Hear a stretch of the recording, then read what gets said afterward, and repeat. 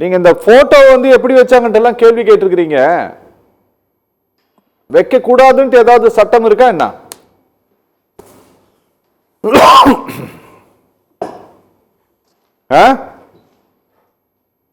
சட்டம் ஒரு தலைவர் தான் வாழ்ற காலத்துல அவருடைய புகைப்படத்தை யார் பயன்படுத்தணும் யார் பயன்படுத்த கூடாதுன்னு சொல்றதுக்கு அவங்களுக்கு முழு அதிகாரம். ஒரு மறைந்த தலைவருடைய படத்தை வேணும்னா அந்த கட்சியை சார்ந்தவங்க அல்லது அந்த கட்சியில இருந்து விலகினவங்க அல்லது அவரை பின்பற்றக்கூடியவங்க அவரை கொள்கை தலைவராக ஏற்றுக்கொண்டவங்க பயன்படுத்தலாம். ஆனா ஒரு தலைவர் அவர் வாழும் காலத்தில் தன்னுடைய கட்சியிலிருந்து ஒருவரை அடிப்படை உறுப்பினரிலிருந்து நீக்கிய பிறகு அவரோடு கட்சியில் உள்ள யாரும் எந்த ஒரு தொடர்பும் கொள்ளக்கூடாது என்று அறிவுறுத்திய பிறகு நீக்கப்பட்ட ஒருவர் தன்னுடைய புகைப்படத்தையோ தன்னுடைய கட்சியின் சின்னத்தையோ கொடியையோ பயன்படுத்தக்கூடாது, என்னுடைய பெயரையே பயன்படுத்தக்கூடாது என்று சொல்லுகிற அளவுக்கு அவரை ஒதுக்கிய பிறகு அவர் கட்சியினுடைய சின்னத்தையோ தன் புகைப்படத்தையோ எப்படி பயன்படுத்த அனுமதிப்பார்?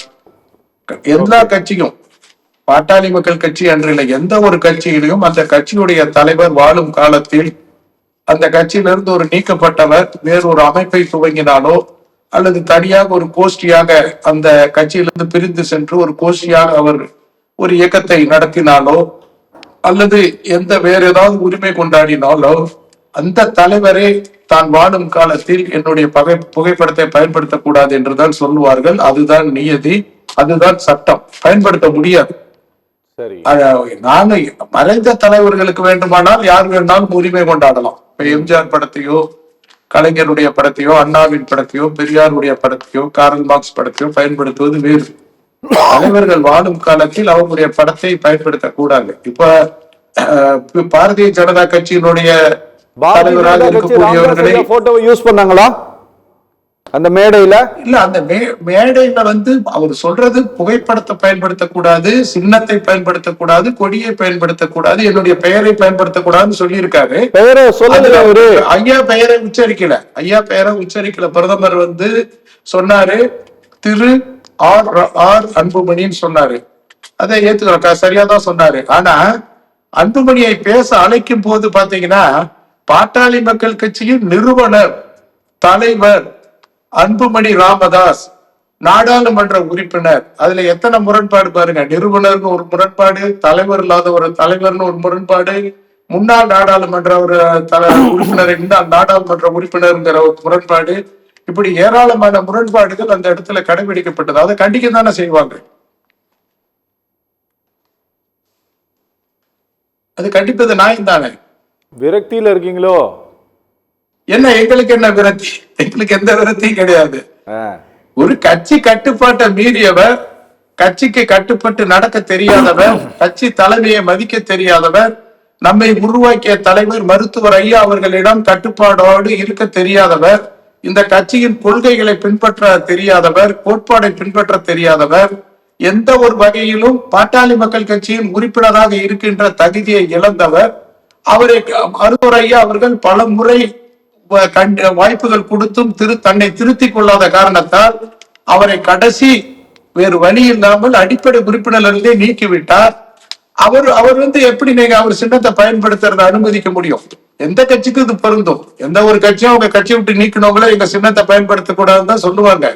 ஒரு பெயரை பயன்படுத்தக்கூடாதுன்னு சொல்றது அவர் தந்தையா இருக்கிறதுனால கூடுதலா சொல்றாரு. நீ தந்தைங்கிற ஒரு என்னுடைய மகன்கிற ஆப்ஷனை பயன்படுத்தி என் பேரை பயன்படுத்தக்கூடாது. ஏன்னா நான் வந்து உனக்கு தந்தை மட்டுமல்ல, பாட்டாளி மக்கள் கட்சியின் தலைவர், பாட்டாளி மக்கள் கட்சியின் நிறுவன தலைவர்.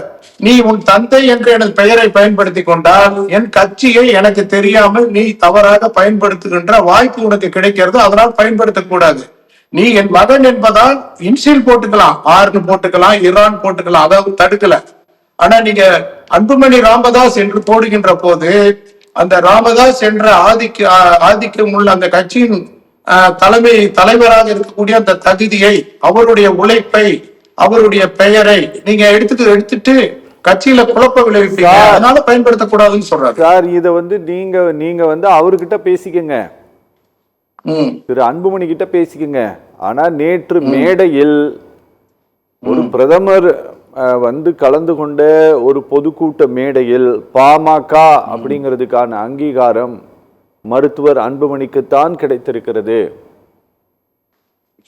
இல்ல அந்த முயற்சியை அவங்க எடுக்கிறாங்க. எப்படி எடுக்கிறாங்கன்னா, இப்ப தேர்தல் ஆணையம் ஒரு கடிதம் கொடுத்தது அன்புமணிக்கு. ஒரு அடுத்த ஆண்டு 2026 ஆகஸ்ட் வரை நீங்க அவர் தலைவர், எங்களுடைய ஆவணங்கள் அடிப்படையில் அவர் தலைவர் பொறுப்புல இருக்கிறதாக ஆவணங்கள் சொல்லுதுன்னு கொடுத்தாங்க. அது எப்படி கொடுத்தாங்கன்னா, அவங்க கொடுத்த கடிதத்தை பிரதிபலிச்சாங்க. சென்னை உயர் நீதிமன்றத்தில் அவங்களே அதை மறுத்துட்டாங்க. அந்த கடிதத்தை வைத்து அவர் தலைவர் என்று நாங்கள் உத்தரவிடவில்லை, அந்த உரிமையும் அவருக்கு கிடையாது, அந்த கடிதம் இன்வேலிட் அப்படின்னு சொல்லிட்டாங்க. அந்த கடிதத்திலேயே அவங்க கண்டிஷன்ஸ் அப்ளைடுன்னு போட்டிருக்கான். ஒரு தாங்க கொடுக்கிற கடிதத்துல தலைவர்னு கொடுக்கிறோம், வேற யாராவது தலைவர்னு கோரிக்கை வைத்தாலோ நீதிமன்றத்துக்கு சென்றாலோ இதுல தலைவர் பதவியிலோ மற்ற பதவியிலோ டிஸ்ட்ரிபியூட் ஏற்பட்டாலோ இந்த கடிதம் செல்லாதுன்றது அவங்களே கண்டிஷன் அப்ளைட்ல கொடுத்திருக்காங்க. சோ எப்ப உயர் நீதிமன்றத்துல ஒரு வழக்கு தொடர்ந்தாரோ ஐயா அன்னைக்கே இந்த கடிதம் செல்லத்தக்கதல்ல. அவர் வந்து தலைவர் தான், அவர் தலைவர் தானே நீங்க திரும்ப திரும்ப சொல்றது ஒரு பொய்யை கட்டமைக்கிறது. அத வந்து நாட்டினோட பிரதமர் வர்ற கூட்டத்திலேயே அதை கட்டமைக்காதீங்க, அரசியலமைப்பு சட்டத்துக்கு உட்பட்டவங்க சொல்றாங்க. பாஸ்கரன் சார் தொடர்ச்சியாக திரும்ப திரும்ப மருத்துவர் ஐயா சொல்லிக்கொண்டே இருந்தாலும், பாட்டாளி மக்கள் கட்சி என்னுடையது அப்படின்ட்டு அவரு கிளைம் பண்ணிக்கிட்டே இருந்தாலும் கூட அரசியல் தளத்தில் அவரை வந்து தமிழ்நாட்டில் இருக்கக்கூடிய கூட்டணி பேச முயற்சிக்கக்கூடிய கட்சிகள் நிராகரிக்குதுன்னு நினைக்கிறீங்களா நீங்க? யார? மருத்துவர் ஐயாவை. ஐயாவை எப்படி நிராகரிக்கிறதுன்னு எப்படி நினைக்க முடியும்? அவர் எப்படி நிராகரிக்க முடியும்? எந்த கட்சியோட கூட்டணி சேர்வது என்பதை முடிவு எடுக்கக்கூடிய முழு அதிகாரம் ஐயாவிடம் இருக்கிறது.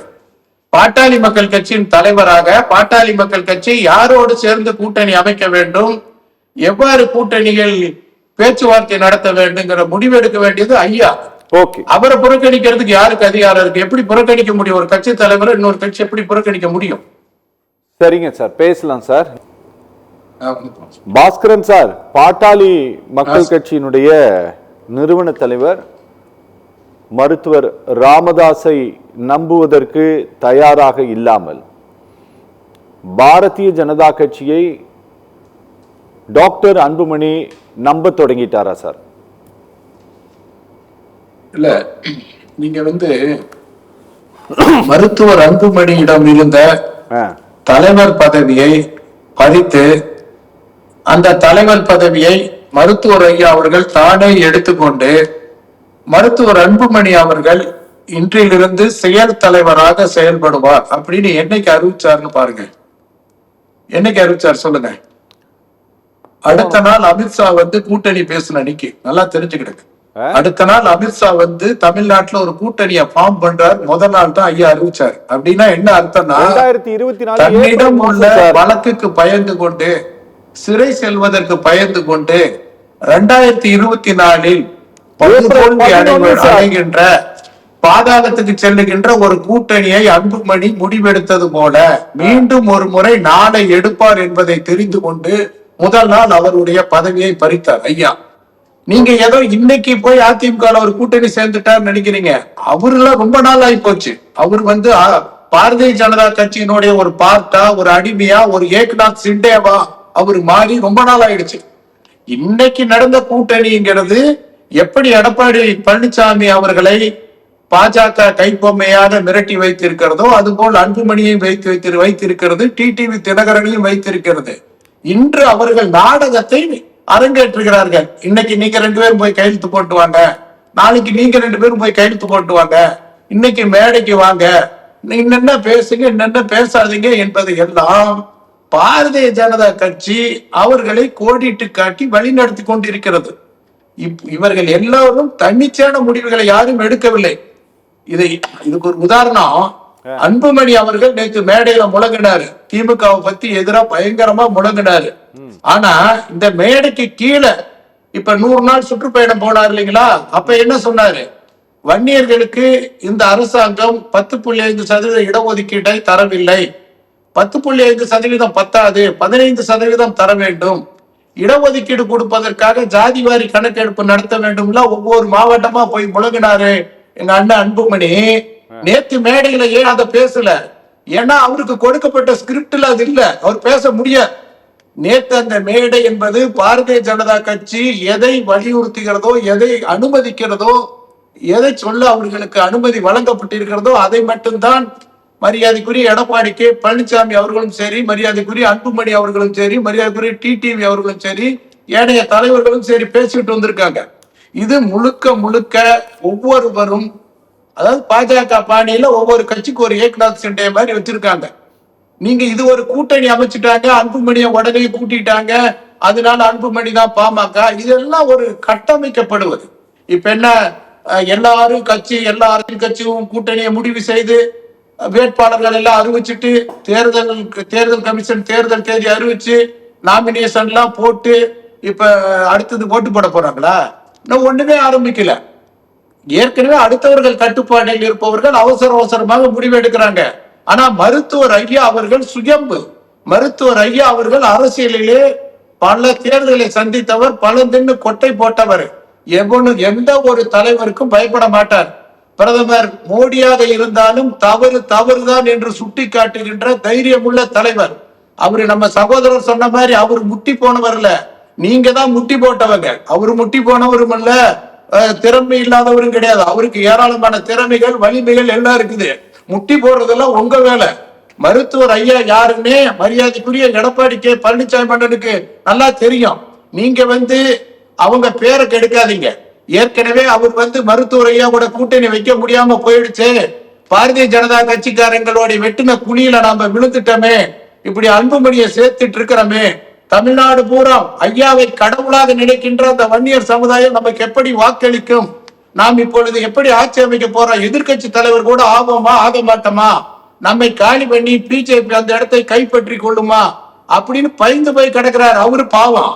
நீங்க ஏதோ பேசுனுங்கிறதுக்காக பேசிட்டு கிடக்காதீங்க. யார் கட்சியினுடைய தலைவர் மருத்துவர் ஐயா அவர்கள் கொள்கை அடிப்படையில், கோட்பாடு அடிப்படையில் இந்த தேர்தலில் எதிர்காலத்தை, மக்களுடைய எதிர்காலத்தை கணக்கிட்டு தமிழ்நாட்டு அரசியலை கணித்து தமிழ்நாட்டு மக்களுக்கு எது நல்லது என்பதை முடிவெடுத்து தீர்க்கமாக அவர் ஒரு கூட்டணி அமைப்பார். மருத்துவர் ஐயா அவர்களுடன் அனைவருமே கூட்டணிக்காக பேசிக்கொண்டுதான் இருக்கிறார்கள். இவர்களுடைய தலைமையும் பேசிக்கொண்டுதான் இருக்கிறது. ஆனால் ஐயா அவர்கள் எதிரியை விட துரோகி மோசம் நினைக்கிறார்கள். ஐயா அவர்கள் எதிரியை கூட ஏற்கலாம், துரோகிகளை பக்கத்தில் வைக்க கூடாது என்ற எண்ணத்தில் ஐயா அவர்கள் இப்பொழுது சிந்தித்துக் கொண்டிருக்கிறார்கள். அதைத்தான் இப்பொழுது ஐயா அவர்கள் இந்த நேரத்திலே ஒரு முடிவாக கொண்டு வருவார்கள் என்று நாங்கள் நினைக்கிறோம். தேர்தலுக்கு இன்னும் காலம் கிடைக்கிறது. அவர் நல்ல முடிவை எடுப்பார். அவர் வலிமையான தலைவராக இருக்கிறார், பலமான தலைவராக இருக்கிறார், மக்கள் செல்வாக்குள்ள தலைவராக இருக்கிறார், நல்ல சிந்திக்கக்கூடிய தலைவராக இருக்கிறார். போற போக்குல சொல்றாரு 2024 என்னாச்சுன்னு கேட்கிறாரு. நான் உங்களை கேட்கிறேன், 2024 ஒரு எம்பி கூட ஜெயிக்க விடாம உங்களுக்கு துரோகம் பண்ணிட்டு போனாரு அன்புமணி. உங்களுக்கு பண்ண துரோகத்துக்காக ஐயா அவருக்கு தண்டனை கொடுக்கிறாரு. ஆனா நீங்க கொஞ்சம் கூட அத ஒரு மான உணர்ச்சி இல்லாம, வெக்கம் இல்லாம அவரு கூட போய் கூட்டணி வச்சுக்கிட்டு பயந்துகிட்டு பிஜேபிக்கு கட்டுப்பட்டு இப்படி ஒரு முடிவை எடுத்திருக்கிறீங்க. நாங்களே இதெல்லாம் பொது வழியில சொல்ல வேண்டாம், ஏன்னா பாவம் அவர் நிர்பந்தத்தில் எடுக்கிறார் எடப்பாடியார்னு நாங்களே நினைச்சுக்கிட்டு இருக்கிற போது நீங்களே அவர் மான மரியாதையை கெடுக்கிறீங்க. பொது வழியில் எங்களையும் பேச தூண்டுறீங்க. ஐயா யாரும் மிரட்ட முடியாது. ஐயா பயப்பட மாட்டாரு. அவருக்கு முட்டியெல்லாம் சாகல. அவரு காலையில 4 மணிக்கு எந்திரிக்கிறார், 10 கிலோமீட்டர் கூட இன்னைக்கு வாக்கிங் போக முடியுது, யோகா பயிற்சி செய்யறார், நீச்சல் அடிக்கிறார். 87 வயதிலும் இளமையோடு, துடிப்போடு, நல்ல சிந்தனையோடு, எந்த பத்திரிகையாளர்கள் என்ன கேள்வி கேட்டாலும் பதில் சொல்வதற்கு திராணியோடு இருக்கிறார். நாங்க பங்காளி சண்டை போட்டுக்கிட்டோம், இன்னைக்கு சேர்ந்துக்கிட்டோம், நேத்து தாங்க திட்டுனோம், இன்னைக்கு திட்டுல, அது போன வாரம், இது இந்த வாரம் அப்படின்னு பேட்டி கொடுக்குறீங்க. வேற அப்படியே தலைவர் இல்ல ஐயா. நீங்க ஐயாவை குறைச்சி மதிப்பிடுவது, நீங்க தாழ்வா பேசுவது, ஐயா கூட இருக்கிற எங்களெல்லாம் குறைச்சி மதிப்பிடாதீங்க. நாங்க ஒவ்வொருவரும் 10 முறை 15 முறை சிறை கண்ட சிங்கங்கள், எதுக்கும் பயப்பட மாட்டோம். இப்ப சிறைக்கு போகணுமா சொல்லுங்க, போவோம். நாளைக்கு ஒரு கைது பண்றீங்களா பண்ணுங்கன்னு சொல்லுவோம். வழக்குக்கு பயப்பட மாட்டோம். எங்க கட்சியில ஒரே ஒரு பலவீனமான ஆளு அன்புமணி இருந்தாரு. அவரை மிரட்டிட்டாங்க பாஜக காரங்க. ஐயாவோட இருக்கக்கூடிய தீரனை விரட்ட முடியாது, கூத்த அருள்மொழியை விரட்ட முடியாது, ஜி.கே. மணியை மிரட்ட முடியாது, கரூர் பாஸ்கரை மிரட்ட முடியாது, அருளை மிரட்ட முடியாது, திருச்சூர் ஆறுமுகத்தை மிரட்ட முடியாது. இப்படி ஆயிரக்கணக்கான போராட்ட வீரர்கள் இருக்காங்க, யாரையும் மிரட்ட முடியாது. அதை விட இப்பொழுது ஐயாவின் வாரிசாக இந்த கட்சியை நடத்த வந்திருக்கிறாரு பெண் புலி எங்கள் அக்கா ஸ்ரீகாந்தி. அன்னைக்கு என்ன சொன்னாங்க பாத்தீங்களா, சேலம் கூட்டத்துல பாமக ரத்தம் அந்த ஊர்ச்சு பாத்தீங்களா, எப்படி இந்த புரட்சி வெடிச்சிச்சு பாத்தீங்களா? என்ன சொன்னாங்க, டேய் எங்க தந்தைய எங்க அப்பாவை இந்த ஐயாவை கேள்வி கேட்க நீங்களா எவன்டான்னு கேட்டாங்க பாருங்க. அந்த வேகம் அது உங்க அம்மாவுக்கு இருந்தது, ஜெயலலிதா அம்மையாருக்கு இருந்தது. அதுக்கு பிறகு உங்ககிட்ட எல்லாம் இல்ல. ஐயா நல்லது, ஜெயலலிதா அம்மையார் மாதிரி நல்லது சார், நல்லது நல்லது.